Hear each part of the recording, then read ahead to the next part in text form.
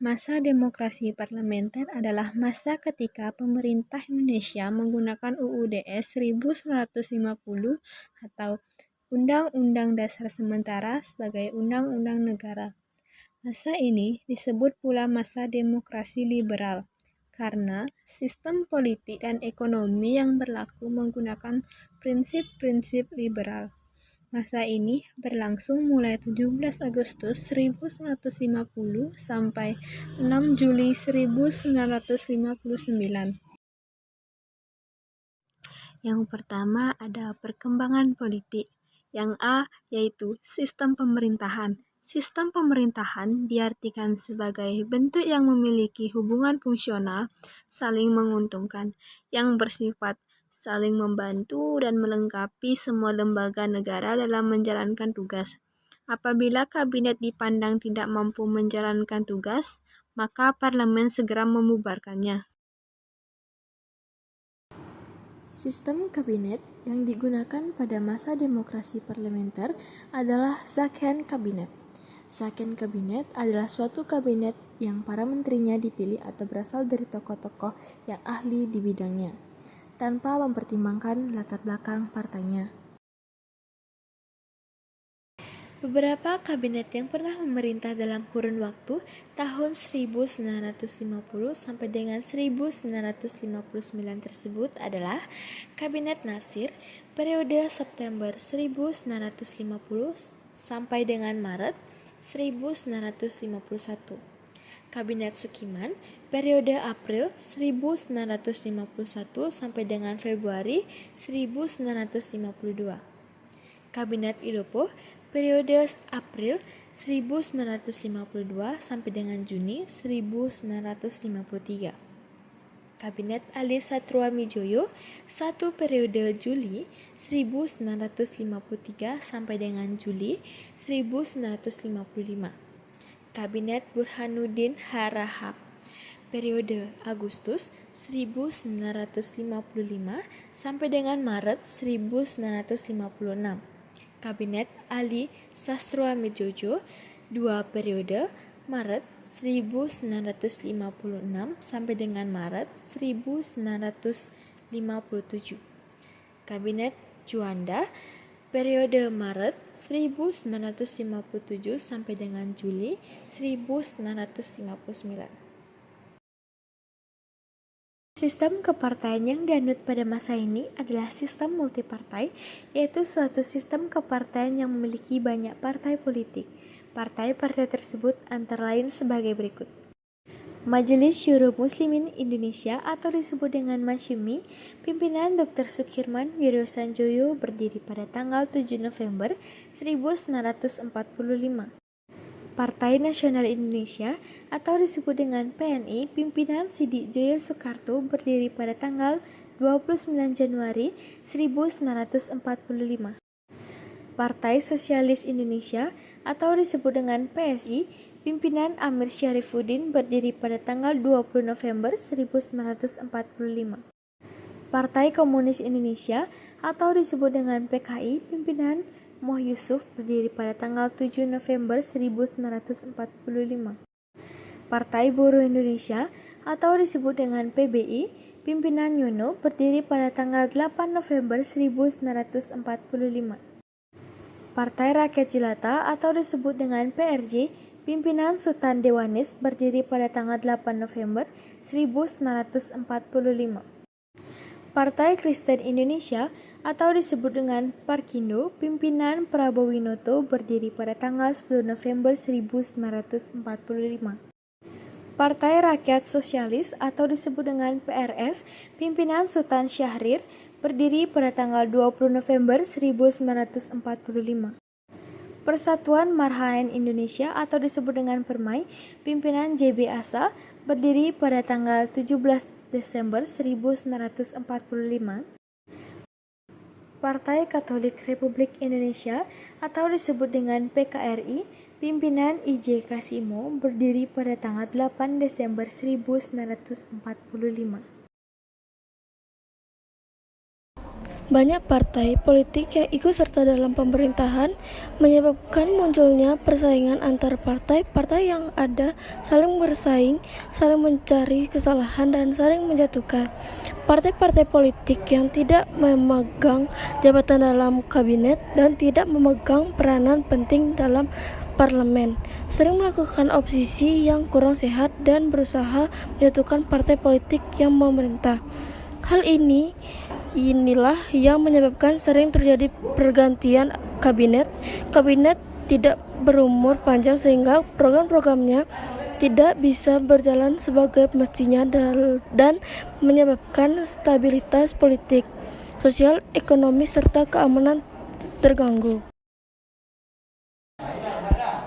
Pemilu pada tahun 1955 diselenggarakan pemilihan umum pertama di Indonesia. Pemilu pertama ini merupakan tonggak demokrasi pertama di Indonesia. Keberhasilan penyelenggaraan pemilu tahun 1955 menandakan telah berjalannya demokrasi di kalangan rakyat.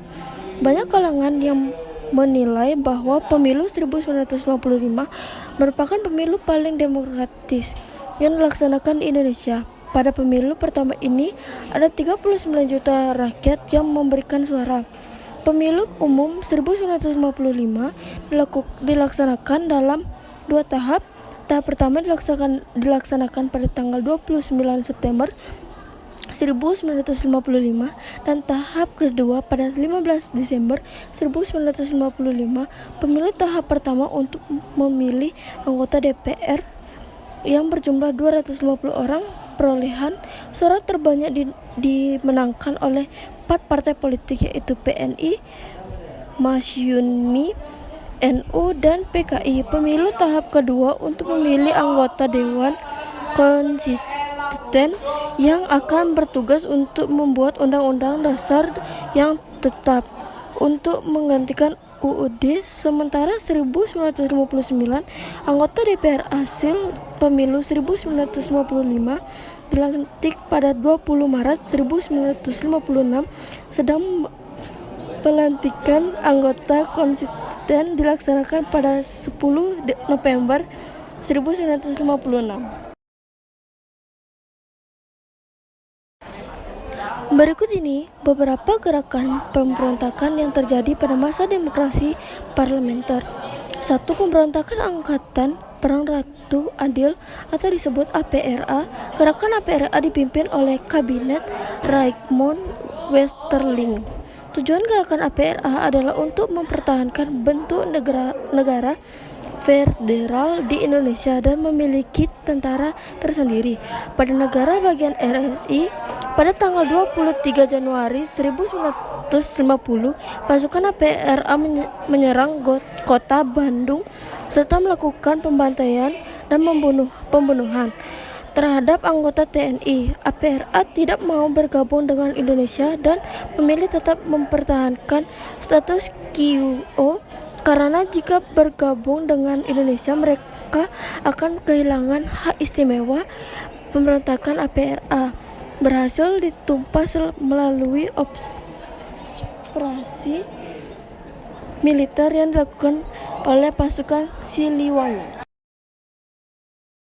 Yang kedua, pemberontakan Republik Maluku Selatan. Pemberontakan RMS dipimpin oleh Mr. Dr. Christian Robert Stephen Soumukil yang menolak terhadap pembentukan NKRI. Mereka ingin merdeka dan melepas diri dan wilayah RI karena menganggap Maluku memiliki kekuatan secara ekonomi, politik, dan geografis untuk berdiri sendiri.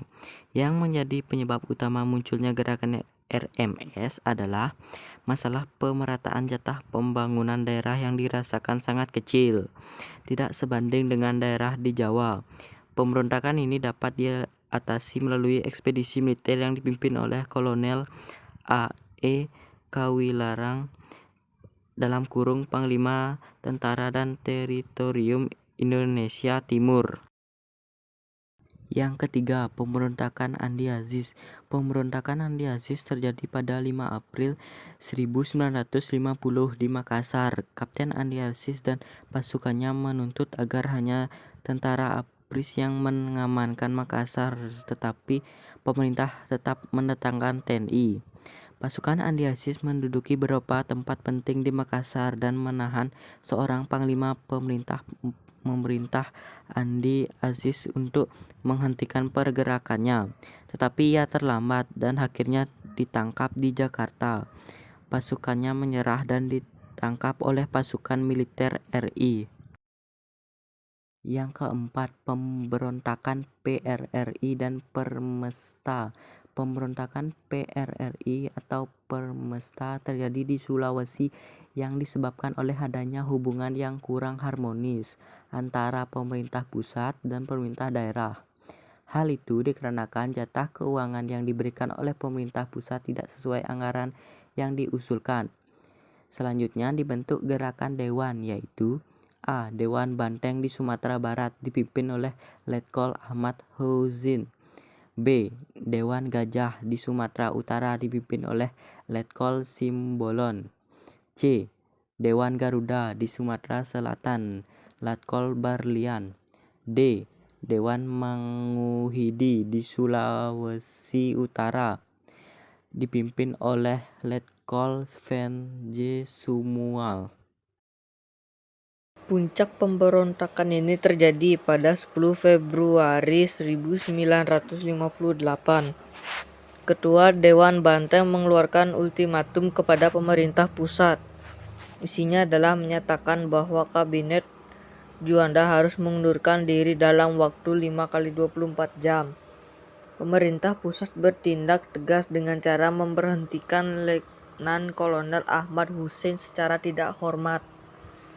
Maka dari itu, ultimatumnya ditolak pemerintah. Pada 15 Februari 1958,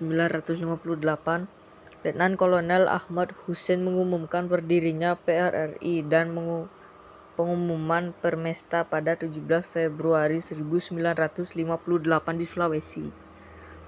Untuk menumpas pemberontakan PRRI atau Permesta, pemerintah melancarkan operasi militer pada 29 Mei 1961. Ahmad Husin dan tokoh-tokoh PRRI lainnya akhirnya menyerah. Konferensi Asia Afrika atau KAA dan Deklarasi Juanda. Pada masa demokrasi parlementer, Indonesia mengalami gangguan stabilitas politik dan keamanan. Beberapa keberhasilan yang membanggakan diantaranya adalah penyelenggaraan Konferensi Afrika atau KAA dan Deklarasi Juanda. 1. Penyelenggaraan Konferensi Asia Afrika atau KAA. Konferensi Asia Afrika atau KAA diselenggarakan pada tanggal 18 sampai 24 April 1955 di Bandung. Dihadiri oleh 29 negara, sidang berlangsung selama 1 minggu dan menghasilkan Dasasila Bandung. Penyelenggaraan Konferensi Asia Afrika atau KAA membawa keuntungan. Pamor Indonesia sebagai negara yang baru merdeka naik karena menyelenggarakan konferensi tingkat internasional. Keuntungan lainnya adalah dukungan bagi pembebasan Irian Barat. Kedua, Deklarasi Juanda. Sebelum Deklarasi Juanda, Indonesia masih menggunakan peraturan kolonial terkait dengan batas wilayah. Dalam peraturan itu disebutkan bahwa laut teritorial Indonesia lebarnya hanya 3 mil. Batas 3 mil ini menyebabkan adanya laut-laut bebas yang memisahkan pulau-pulau di Indonesia. Hal ini menyebabkan kapal-kapal asing bebas mengarungi lautan tersebut tanpa hambatan. Melihat kondisi inilah kemudian pemerintahan Kabinet Juanda mendeklarasikan hukum teritorial, dikenal sebagai Deklarasi Juanda. Perkembangan ekonomi permasalahan yang dihadapi pemerintah Indonesia pada saat itu mencakup permasalahan jangka pendek dan permasalahan jangka panjang. Permasalahan jangka pendek yang dihadapi suatu adalah tingginya jumlah uang yang beredar. Permasalahan jangka panjang yang dihadapi adalah pertama, jumlah penduduk. Pemerintah melakukan berbagai upaya berikut. A. Gunting Saifuddin dalam rangka mengurangi jumlah yang beredar dalam mengatasi defisit anggaran pada tanggal 20 Maret 1950, Menteri Keuangan Syafruddin Prawinegara mengambil kebijakan memotong semua uang yang bernilai 2,50 ke atas. Sistem ekonomi gerakan benteng. Sistem ekonomi gerakan benteng merupakan usaha pemerintah untuk mengubah struktur ekonomi kolonial menjadi struktur ekonomi nasional, membawa dampak perekonomian Indonesia banyak didominasi oleh perusahaan asing dan ditopang oleh teknik Cina sebagai penggerak perekonomian Indonesia. Tujuan dari sistem ekonomi bergerak benteng sebagai berikut. 1. Menumbuh kelas pengusaha di kalangan bangsa Indonesia. 2. Para pengusaha Indonesia bermodal lemah perlu dibimbing dan diberikan bantuan kredit. Yang ketiga, para perusahaan bumi diharapkan secara bertahap akan berkembang menjadi maju. Gerakan benteng dimulai pada bulan April 1950. Hasilnya selama 3 tahun 1950 sampai 1953, lebih kurang 700 perusahaan bangsa Indonesia menerima bantuan kredit dari program ini. Tujuan gerakan benteng disebabkan oleh hal-hal sebagai berikut. 1. Para pengusaha pribumi tidak dapat bersaing dengan pengusaha lain. Para pengusaha pribumi memiliki mental yang cenderung konsumtif. Yang ketiga, para pengusaha pribumi sangat bergantung pada pemerintah. Yang keempat, para pengusaha kurang pendidikan untuk mengembangkan usahanya. Yang kelima, para pengusaha ingin cepat mendapatkan keuntungan besar. Yang keenam, para pengusaha menyalahgunakan kebijakan dengan mencari keuntungan. Yang C. Nasionalisasi perusahaan asing dilakukan dengan pencabutan hak milik Belanda yang memerintah Republik Indonesia Nasional yang dilakukan pemerintah berbagi dalam dunia tahap. Tahap pertama yaitu tahap pengambilan penyitaan dan tahap yang kedua yaitu tahap pengambilan kebijakan yang pasti harusnya yang diambil alih itu kemudian disionalkan. Finansial ekonomi Vini pada masa kabinet berusaha terhadap Indonesia mengirim delegasi ke Belanda untuk menundingkan masa finansial ekonomi Vini.